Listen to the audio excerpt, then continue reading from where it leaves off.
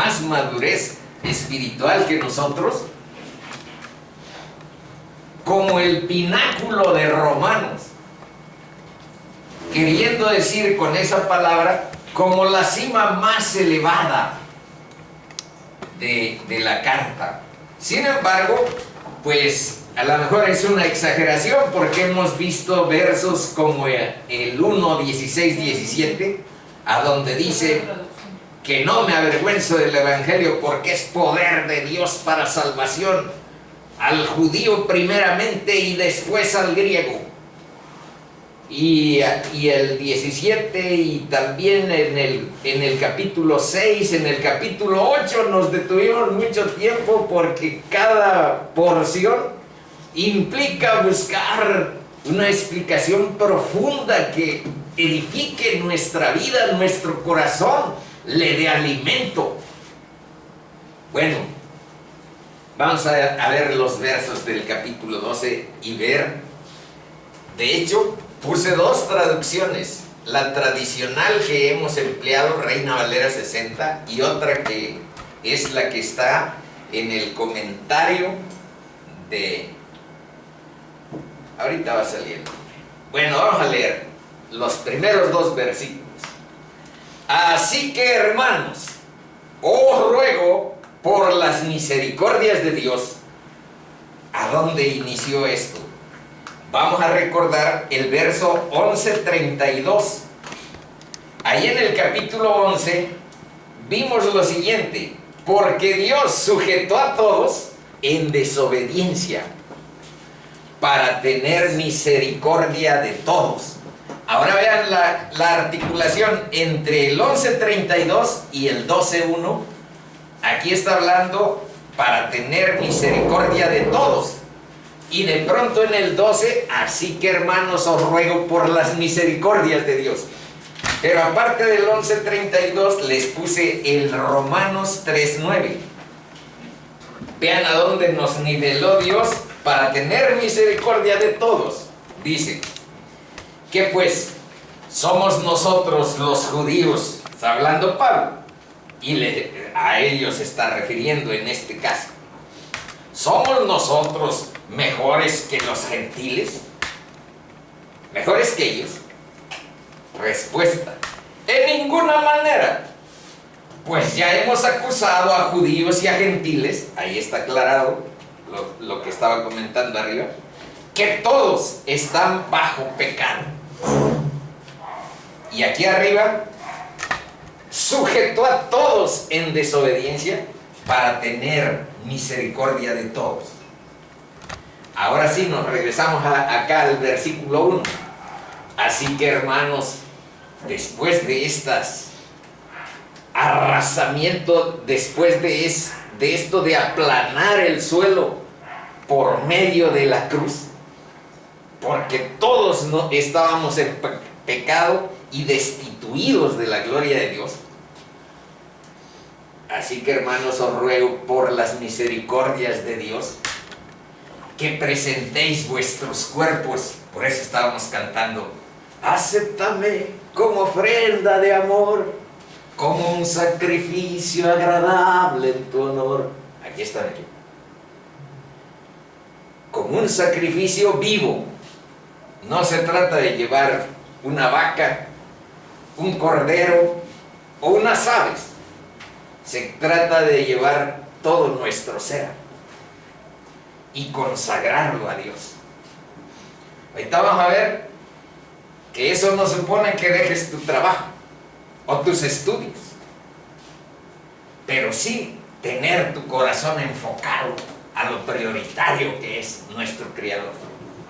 Dice que presentéis vuestros cuerpos en sacrificio vivo, santo, agradable a Dios, que es vuestro culto racional.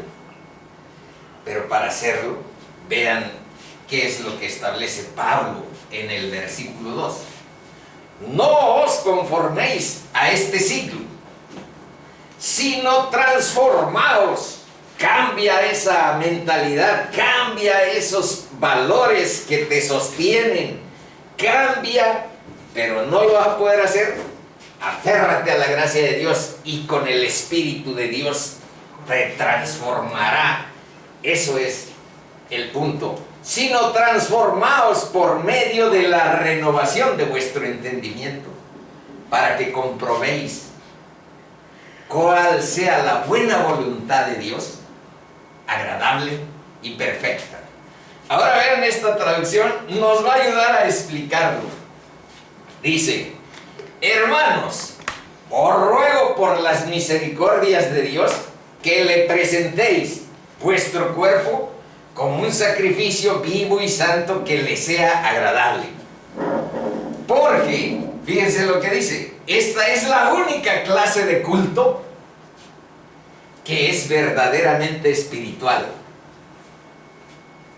Entregar nuestro ser en sujeción. Ahora vean lo que dice, en vez de no os conforméis a este siglo. Aquí está como explicado, dice: y que no amoldéis vuestra vida a las caprichosas modas de este mundo. No te dejes amoldar, conformar por las caprichosas modas de este mundo, sino transformaos independientemente de él, del mundo está hablando. Es decir, por medio de la renovación de vuestra mentalidad, hasta que experimentéis. Aquí arriba dice: para que comprobéis. Y aquí dice: hasta que experimentéis una verdadera transformación en la misma esencia de vuestro ser. Es tu corazón el que cambia a Dios. Nos da uno de carne en vez de uno de piedra, insensible, impío. Dice: hasta que experimentéis una verdadera transformación en la misma esencia de vuestro ser, para que en vuestra propia vida, fíjense cómo dice aquí, está aclarado lo que aquí arriba dice en esta versión. Dice: para que en vuestra propia vida comprobéis que la voluntad de Dios es buena. Primero, eso es tener fe, chicas y chicos. Si tienes fe en esa pequeña clave que está en este versículo, pues ya tenemos una relación salvífica con Dios. Comprobar que la voluntad de Dios es buena y es agradable y es perfecta. Tres cosas: es buena, es agradable y es perfecta. Bueno, el cuerpo, en el caso de lo que estamos analizando en la perspectiva bíblica, no es similar a como la ven los griegos, porque los griegos, especialmente Platón, lo vio como una cárcel que tenía prisionero al espíritu. Entonces vean la diferencia entre lo que es la filosofía y lo que es la palabra de Dios. Dice: el cuerpo no es una prisión ni algo despreciable, sino que el cuerpo es el templo del Espíritu Santo y es el instrumento con el que se hace la obra de Dios. Y ahora vean, el hecho mismo de que Dios haya encarnado en Jesucristo, encarnó Dios en un cuerpo humano. Dice, el hecho mismo de que Dios haya encarnado quiere decir que Dios no desdeñó asumir un cuerpo humano. Vivió en él y obró por medio de él. Ahora, vamos a ver una palabra que está acá, a donde dice vuestro culto. Por aquí viene de latreian, que quiere decir servicio. Trabajar o servir a cambio de un salario es lo primero que significaría ese sentido de la palabra. Trabajar o servir a cambio de una paga. Pero también este servicio puede tener un carácter más general y aplicarse a toda una vida de honor, en honor a Dios. Otra acepción: su vida, esto de servir, de aplicar con diligencia, en honor, hacerlo para la gloria de Dios, su vida debe estar dedicada solamente a Dios para poder agradarle. Esta clase de adoración es la que realmente tiene sentido.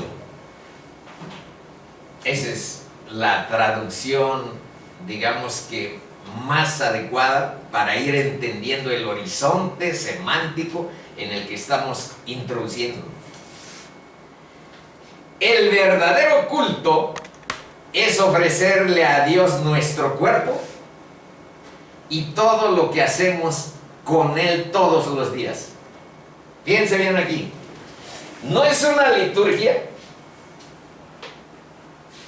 no es un ritual, es nuestra vida cotidiana. Con mucha frecuencia escuchamos: voy a la iglesia a dar culto a Dios. Pero deberíamos también decir: voy a la escuela, voy a la fábrica, voy al negocio, voy al trabajo a dar culto a Dios. Y eso no quiere decir que estemos cantando himnos, que estemos leyendo solamente la palabra. Quiere decir hacer lo que se espera de nosotros lo mejor posible.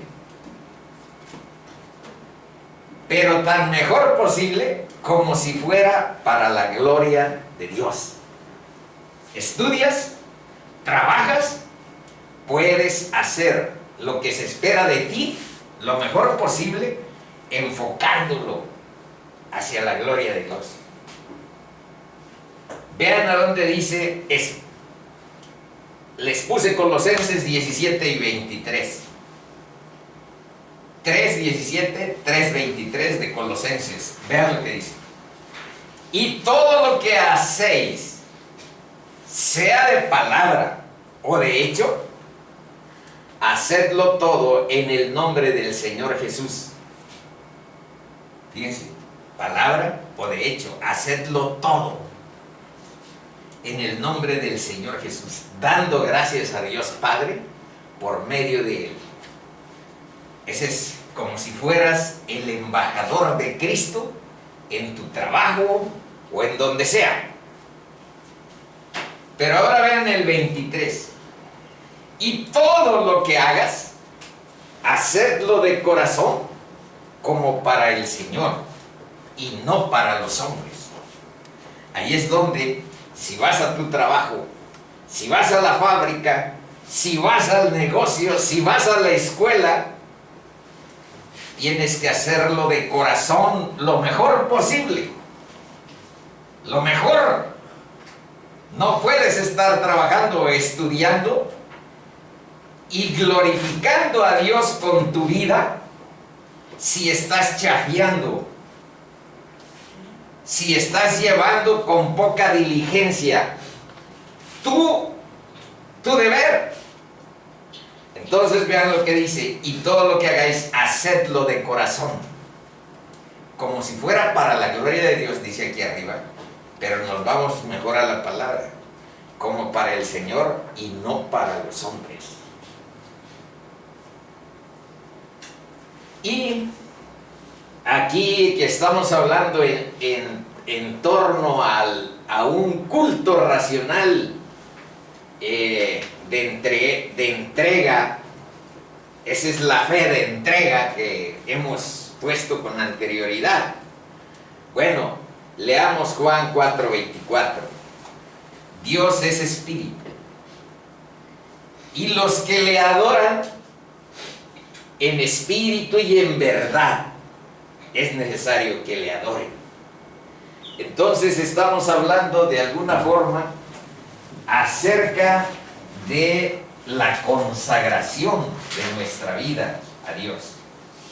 Pablo compara la vida nueva con un sacrificio.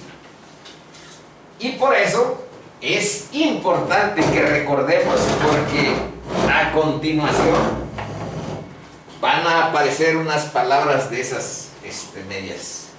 Entonces recuerden que estos son los focos de transformación que bíblicamente están como destinados a otro estado que no sea el que tú seas vehículo de esos valores. Uno es el orgullo. Orgullo significa soberbia, autosuficiencia y la propia justicia. La propia justicia significa menospreciar o dejar a un lado la justicia de Dios, que es Cristo, y creer en la propia justicia. Yo tengo mi propio, ese es orgullo. Pero también es el egoísmo. El egoísmo, especialmente desde la perspectiva espiritual, significa vivir para uno mismo.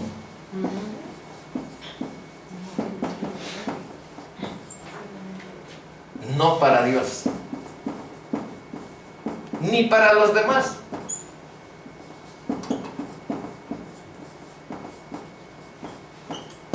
Especialmente vivir para uno mismo. Y la vanidad, que aquí hemos estado con cierta frecuencia mencionando. Ahorita van a ver por qué les estoy poniendo esto. La vanidad quiere decir que buscamos la gloria, el reconocimiento. Esa es la palabra de la Biblia, pero socialmente es reconocimiento, fama, aceptación de los demás.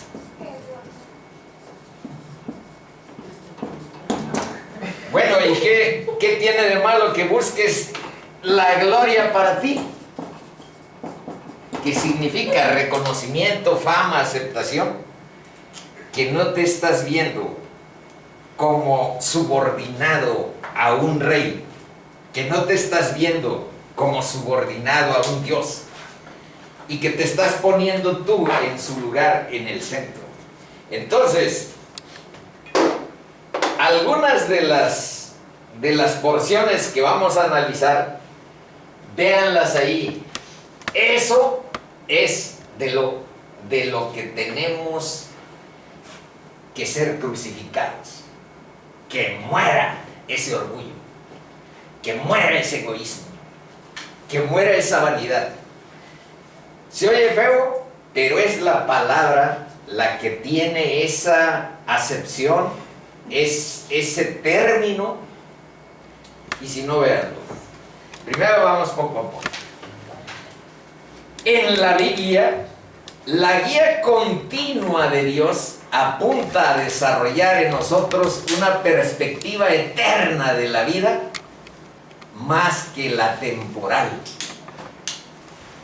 Ya aquí hemos platicado que en algunas ocasiones solamente estamos enfocados en nuestras cosas más inmediatas y más temporales, y la perspectiva eterna ni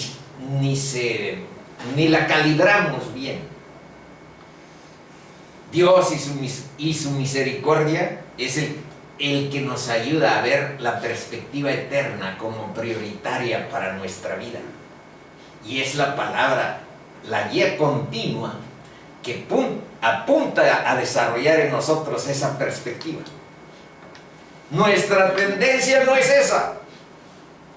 Nuestra tendencia es tanto tienes, tanto vales, y lo que vemos es lo único que tiene un valor. Ver para creer. Perspectiva eterna, ¿cómo la puedo ver? ¿Cómo la puedo calibrar? Con el Espíritu del Señor. Es la respuesta. Mediante la palabra de Dios. Es la respuesta. Pero tiene sus filtros. Él desea vernos acumular nuestros tesoros, pero en el cielo. ¿Qué quiere decir? Que cumplamos los valores del reino, porque hay galardón. He puesto aquí algunos versos a donde dice que reinaremos con Jesús. Hay galardón en cada ocasión que nosotros hacemos obras de misericordia o que nosotros tenemos frutos espirituales delante de Dios. Eso está claramente explicado en la palabra, que Dios no será indiferente ni injusto respecto a los niveles de tu desempeño en la obra de Cristo Jesús. Pero hay quienes prefieren un cristianismo no comprometido.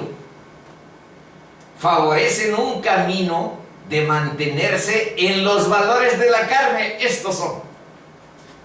Estos. Y el sistema de creencias del mundo, y cubrirlo todo ante la invocación de una gracia no bíblica, sino inventada por los hombres. Facilidad en lugar de pagar el costo del discipulado. Al hacerlo, rehuir de ser seguidor de Cristo. Al hacerlo, eligen las riquezas temporales sobre las riquezas eternas. Buscan salvar el control de sus vidas. Porque acuérdense que Jesús, por ahí van a ver unos versículos a donde dice que debes de dejar el control en Él. Pero cuando tú buscas empecinadamente salvar ese control y no derivarlo a las riendas de nuestro Señor, bueno, eso es renunciar a seguirlo. Y estas personas que prefieren un cristianismo no comprometido, cuando suenan palabras como las que aquí vamos a leer, bueno, lo posponen. Eso es después. ¿Después de qué? Dios está continuamente tratando de enfocar nuestros ojos de los tesoros fugaces, temporales, pasajeros de esta vida, y trata de enfocarnos sobre los valores eternos. Todos están ligados a nuestro Salvador. No hay otro. Vamos a leer estos. Marcos 8 del 34 al 37 dice: y llamando a la gente y a sus discípulos les dijo: si alguno quiere venir en pos de mí, niéguese a sí mismo y tome su cruz y sígame. Y lo que queremos analizar es esta parte por lo que estamos viendo. Dice: porque todo el que quiera salvar su vida, vean el contexto, porque todos queremos salvar nuestra temporalidad por la vida eterna, pero aquí no se está refiriendo a eso. Se está refiriendo a, porque todo el que quiera salvar su vida, llena de orgullo, llena de egoísmo, llena de vanidad, así hay que leerlo, la perderá. Y todo el que pierda su vida, llena de orgullo, egoísmo, etcétera, etcétera, por causa de mí y del Evangelio, la salvará. y te advierte. Por eso venimos aquí tratando acerca de la perspectiva eterna y la perspectiva temporal. Dice, y está hablando nuestro Señor. ¿Por qué? ¿Qué aprovechará al hombre si ganara todo el mundo y pierde su alma? ¿O qué recompensa dará el hombre por su alma? Ahora, ayer estábamos viendo con Rafa y Noemí que aunque estas preguntas están hechas retóricamente para que tú digas, ¿qué aprovechará? Nada, no. Hay millones, son legión los que prefieren ganar el mundo y perder su alma. Cristo aquí lo decía porque así de manera directa que daba a entrever que no podía tener lógica que una persona en su sano juicio cambiara el sentido de la eternidad de su ser, la parte eterna de su ser, la cambiara por cuentas de avalorio, por cosas brillantitas, pero temporales. No hay nada desde la perspectiva bíblica, vean aquí, que tenga más valor que nuestra alma. Porque ese es el soplo, esa es la imagen y semejanza que tiene el sentido eterno que Dios nos asignó. Para bien o para mal, para bien, si estás en Cristo, y para mal si no lo estás, tú tienes eternidad en tu corazón. Esa es la parte que aquí está. Bueno, ahora vamos a analizar estos dos versos. De cierto, aquí también habla de esta transformación, este cambio radical, estas cosas. Dice, de cierto os digo, que si el grano de trigo no cae en la tierra y muere, queda solo. Pero si muere, lleva mucho fruto. Por eso les puse aquí para que no se asustaran. Esto es lo que está destinado a esto. Ahí vamos a ir viendo la explicación. El que ama su vida, esto ya es de Jesús, no es comentario. El que ama su vida, llena de todo esto, la perderá. Y el que aborrece su vida con estas características, en este mundo, para vida eterna, la guardará. Cristo usa un grano de trigo para ilustrar el principio de que la única manera en que un cristiano puede salvar su vida y dar frutos es por morir a sí mismo y vivir para Dios. No puede haber fruto en nuestras vidas a menos de que este bagaje que nos heredó Adán y que nos lleva a la tendencia a anhelar ser nuestro propio Dios, nuestro propio reino, nuestra propia forma de llevar las riendas de nosotros. Bueno, nosotros mismos, sin que muramos, a menos que muramos a nosotros mismos y vivamos para Él. ¿Qué significa aborrecer nuestra vida? Nos dice que la única manera para salvar es perderla por causa de Él y el Evangelio. No hay otra opción. Si queremos alegría verdadera, significado, propósito, cumplimiento y recompensas eternas, entonces la manera para obtenerlas es a través de dejar esto. Si salvamos esto, orgullo, egoísmo, vanidad y toda la sarta de valores que ahí están ligados, y hacemos lo que queremos con ellas, entonces seremos infructuosos, no daremos frutos espirituales. Pero si las entregamos a Cristo, daremos mucho fruto, en la medida en que morimos a nosotros mismos, nuestros planes, voluntad, deseos, y entregarlos a Cristo en su lugar, es el grado en que seremos fructíferos.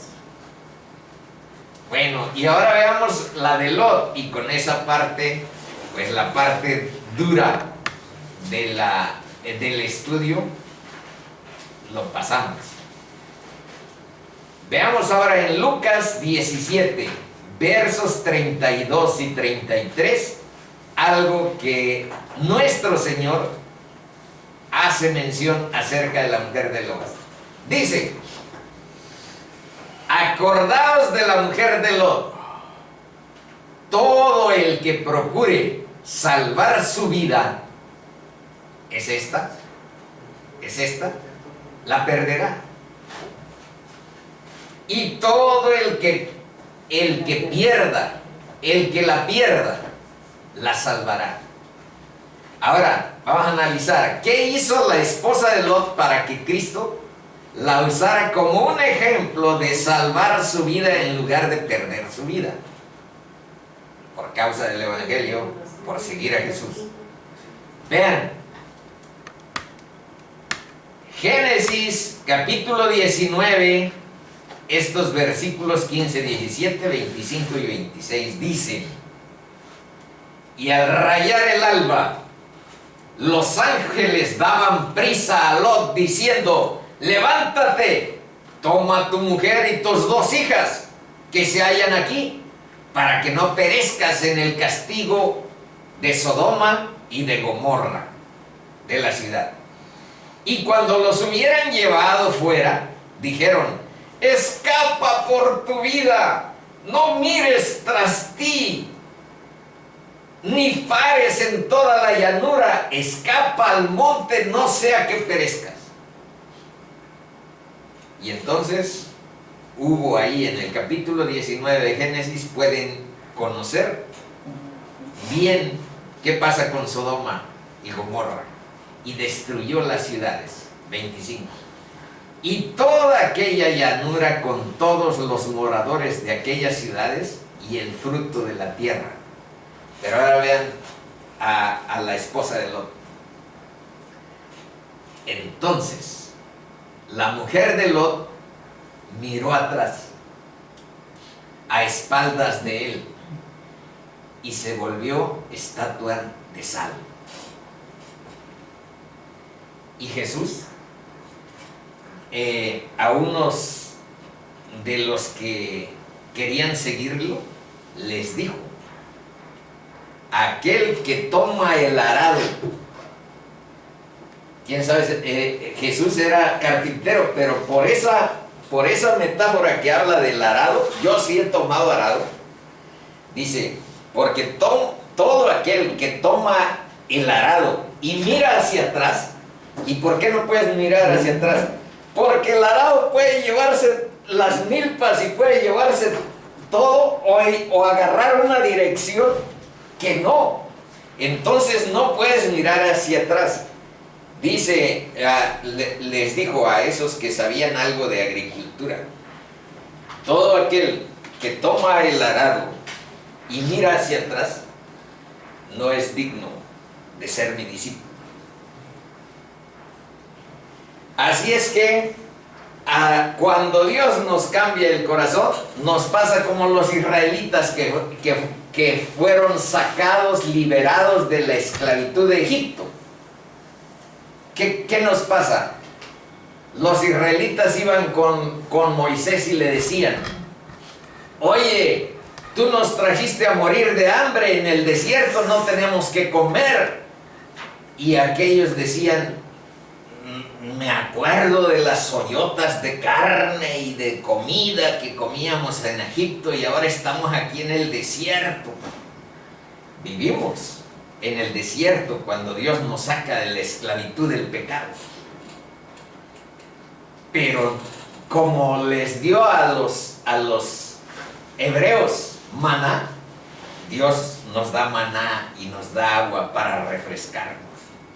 Entonces, es importante visualizar hacia adelante y no estar esclavizado al estilo de la mujer de Lot con el pasado terrenal, mundano, adherido completamente a valores que son ajenos al reino de Dios.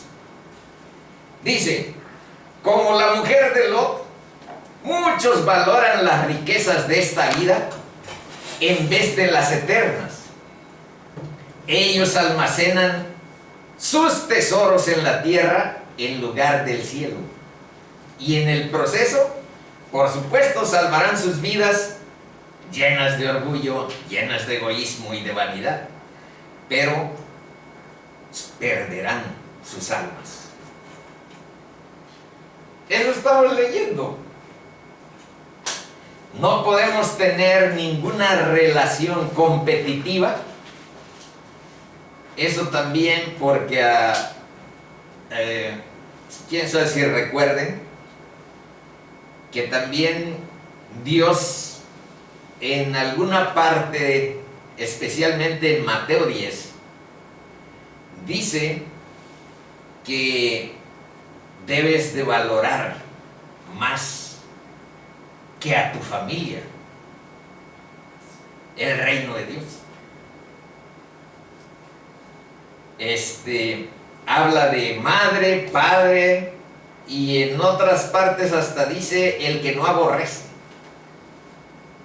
El que no aborrece a su familia. Bueno, ¿qué quiere decir? Aquí está. No podemos tener ninguna relación competitiva que se acerque y tenga el mismo nivel de lealtad y de amor en nuestros corazones como a Dios. ¿Por qué creen que el primer mandamiento dice amarás a Dios sobre todas las cosas? ¿Qué creen que quiere decir sobre todas las cosas?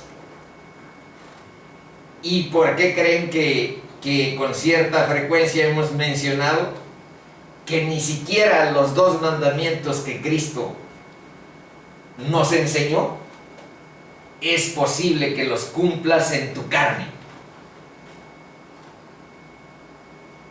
Porque tiene uno otros afectos, porque tiene uno otros apegos, porque tienes un corazón que está adherido a otras cosas que no son la eternidad.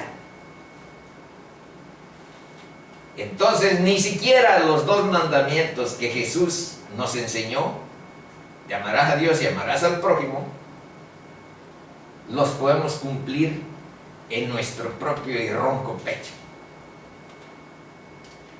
Bueno, ya estamos acabando. Ahora vamos a ver el versículo 2. No os conforméis a este siglo, sino transformaos por medio de la renovación de vuestro entendimiento, para que comprobéis cuál sea la buena voluntad de Dios, agradable y perfecta. Dos requerimientos constantes. La palabra este mundo abarca el tiempo y el ámbito de influencia que son dominados por el mal. ¿Qué tenemos que hacer? Oponernos a la influencia formativa del mundo. ¿Cómo? Cambiar constantemente mediante la renovación de nuestro entendimiento. Veamos a dónde dice. En Gálatas 1:4 dice, el cual se dio a sí mismo por nuestros pecados para librarnos del presente siglo malo, conforme a la voluntad de nuestro Dios y Padre. En Primera de Pedro, capítulo 4, versículos del 1 al 4 dice, puesto que Cristo ha padecido por nosotros en la carne, vosotros también armaos del mismo pensamiento, pues quien ha padecido en la carne, terminó con el pecado. Y vean lo que dice: para no vivir, ya nos salvó, seguimos aquí en la tierra, pero tenemos hacia adelante años de vida. Y dice, para no vivir esos años de vida, de la nueva vida, el tiempo que resta en la carne, conforme a las concupiscencias de los hombres, sino conforme a la voluntad de Dios.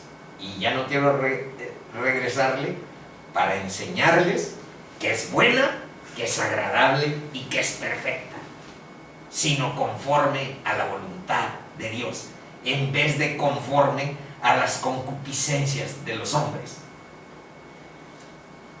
y no conforme a lo que tu propia carne te conduce. Y asegura Pedro, baste ya el tiempo pasado para haber hecho lo que agrada a los gentiles, andando en lascivias, concupiscencias, y yo le agregaría competencias académicas, pero aquí también esto es propio: embriagueces, orgías, disipación y abominables idolatrías. Baste ya el tiempo pasado para haber hecho lo que agrada a los gentiles. A estos les parece cosa extraña que cuando Dios transforma tu corazón, no, pues ya no te llama la atención ni esto, ni esto, ni esto, ni nada de eso. Hay de por medio cierta tendencia a la pureza, a la honradez y al sentido del servicio. A estos les parece cosa extraña que vosotros no corráis como ellos, iba a leer, pero es con ellos, en el mismo desenfreno de disolución, y entonces te descalifican. Entonces te pueden criticar acremente, o te puede, ¿por qué? Pues por la perspectiva lejana, mientras Dios no despierta la perspectiva eterna en nuestra vida y nos enseña que sí tenemos un alma con esas características. Entonces nos ultraja y os ultraja. Eso dice Pedro. Última parte. ¿Cómo se consigue tener un estilo de vida aceptable a Dios? Primero, lo acabamos de leer, es un proceso continuo de transformación. Aquí dice que es imperativo y es un presente continuativo. Esta traducción de metamorfoste, de donde se deriva metamorfosis, de ahí viene la palabra que estamos analizando de transformados, que está aquí, sino transformados por medio de la renovación. Bueno, entonces es un proceso continuo de transformación que tiene un carácter presente continuativo, que está aquí y que tiene perspectivas indefinidas para adelante. Esta transformación exige no vivir al estilo del mundo. Por eso dice, no os amoldéis. Bueno, dice de otra manera, aquí está explicado. No os amoldéis al sistema de criterios y actitudes de este siglo. Pero ojo, aquí está una nota. No dice que salgamos del mundo. No dice que nos enclaustremos. No dice que no convivamos. Fíjense bien. Dice Juan, aquí se me olvidó ponerle la palabra Juan. estos son el capítulo y estos son los versículos del 15 al 18 vamos a leer, pero les ruego que le pongan ahí la palabrita cuándo. Dice, ¿a dónde dice que no vamos a salir? Bueno, en Mateo 5 dice que nosotros somos luz del mundo y que tienen que ver los demás que somos hijos de luz y que deben de glorificar a nuestro Padre por las obras que vean que salen de nuestras manos, de nuestro cuerpo, de nuestra conducta. Entonces en ninguna parte dice que nos salgamos del mundo, pero vamos a leer esta en vez de la de Mateo que les acabo de parafrasear. Dice nuestro Señor: no ruego que los quites del mundo, sino que los guardes del mal. ¿Vean? No son del mundo, como tampoco yo soy del mundo. Y también recuerden aquello que dijo: mi reino no es de este mundo. No son del mundo, como tampoco yo soy del mundo. Está hablando Jesús. Y entonces, bueno, santifícalos en tu palabra. Eso es lo que dice aquí. Santifícalos en tu verdad. Tu palabra, ahí está más claro todavía, es verdad. Y vean, este es el remache. Como tú me enviaste al mundo, así yo los he enviado al mundo. Bueno, vamos aquí rápido a ver esta palabra que quiere decir morfo. De ahí viene morfología. Quiere decir formar o dar forma. Dar a otra forma a algo. Eso es lo que Dios hace en nuestra vida. Donde es importante notar que esta forma coincide con la esencia interna de su naturaleza. Bueno, ahora, por último, esto de es buena. No, es el anterior, a donde habla de que un sacrificio vivo, santo y agradable a Dios. Es viva porque no se trata de otro sacrificio al estilo del Viejo Testamento, sino de una vida siempre consagrada. Es santa porque esta vida es separada para Dios. Eso quiere decir santa, separada para Dios, para el propósito de Dios, y se convierte en su propiedad. Y es agradable porque es perfecta, porque Dios nos ve en Cristo, no en nuestro ronco pecho. Hay una parábola que aquí hemos analizado con mi familia, a donde a una cena de una boda se presentó un sujeto al que invitaron, pero no se presentó con el traje de boda. El traje es estar investido de Cristo y no tener la osadía de pensar en presentarnos delante del Eterno con nuestros propios trapos de inmundicia. Es agradable a Dios porque estamos en Cristo y porque su Espíritu nos habita, y entonces se refiere a un sacrificio sin defecto el que presentamos. Bueno, vamos a pedirles que nos pongamos medio minuto de pie y despedir esta sesión. Padre bendito, te damos muchas gracias que nos permitas meditar en tu palabra, aún en las porciones que constituyen desafíos y retos para nuestra comprensión. pero con la luz de tu Espíritu podemos acomodarlas como el mensaje de tu gracia, de tu bondad y de tu misericordia para nuestra vida.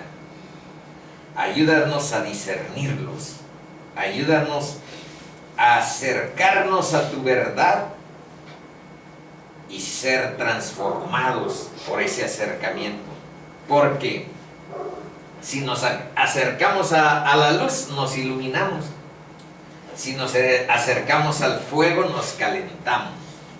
Pero si nos acercamos a tu palabra, seremos transformados en otros seres. Ayúdanos, Padre Santo, a vivir en la luz de tu verdad. Padre, te pedimos que bendigas la vida de cada persona que acude a esta congregación, que le des tu presencia